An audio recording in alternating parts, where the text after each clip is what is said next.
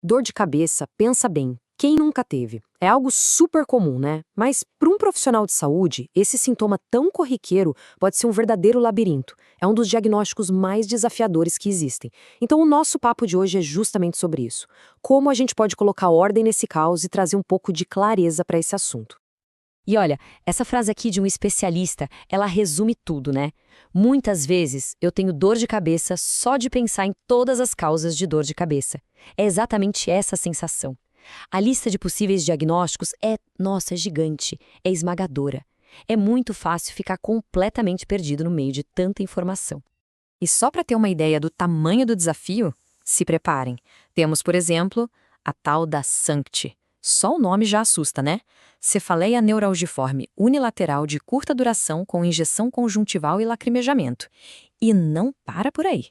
Joga na conta também a hemicrânia paroxística. Aí vem a neuralgia do trigêmeo, que é outra história com sintomas bem próprios dela. E ainda tem coisa séria, como uma hemorragia subaracnoide, que é uma emergência total. E olha, isso aqui não é nem a pontinha do iceberg. É só para dar um gostinho do caos. E aí a gente para e pensa, meu Deus, como é que alguém consegue decorar essa lista inteira para poder fazer um diagnóstico? É humanamente impossível, certo? Pois é, a boa notícia é que o caminho não é esse. O pulo do gato não tá em memorizar, de jeito nenhum. O segredo é ter um método, é saber fazer as perguntas certas para ir afunilando as possibilidades. E como a gente faz isso? Bom, a gente organiza todo esse caos em baldes. Pensa assim, em vez daquela lista infinita, a gente divide tudo em 5 grandes grupos, 5 baldes que ajudam a categorizar o problema. E cada balde desses é definido por uma pergunta bem específica. Ok, vamos começar pelo balde número 1, que é sem dúvida o mais importante, o das dores de cabeça emergenciais. Aqui a gente está falando daquelas que não dá para esperar, sabe? São sinais de alerta para condições que precisam de atendimento médico para ontem, para evitar problemas muito sérios. E um exemplo clássico disso é a chamada dor de cabeça entrovoada. Imagine uma dor que vai de 0 a 100, tipo, na intensidade máxima, em menos de 1 minuto. É um baita sinal de alerta. Não tem como ignorar. Beleza, saindo das emergências, a gente vai para o balde número 2.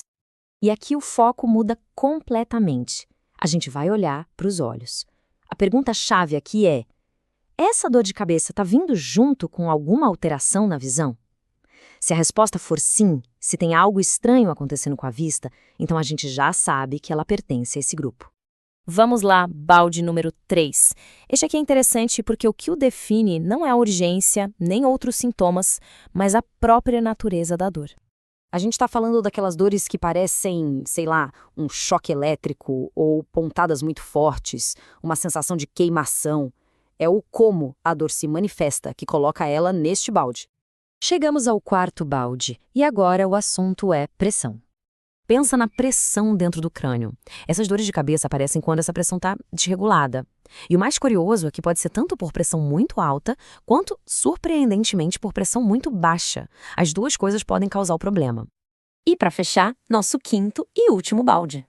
Esse aqui é meio que o balde geral para as dores de cabeça crônicas, aquelas que vêm e voltam. A lógica é por eliminação. Se a dor não é uma emergência, não mexe com a visão, não tem aquela característica de choque ou pontada e não parece ser um problema de pressão, então, muito provavelmente, ela vai parar aqui. Certo, então a gente tem os 5 baldes. A teoria é bonita, né? Mas e na prática, como isso funciona? Bom, a abordagem clínica pega esse sistema e aplica em um processo de 3 passos bem diretos. O primeiro passo é entender: a dor de cabeça é o problema em si ou ela é sintoma de alguma outra coisa acontecendo? Passo 2. A partir disso, será que precisa de um exame de imagem? E o terceiro passo, como a gente vai tratar?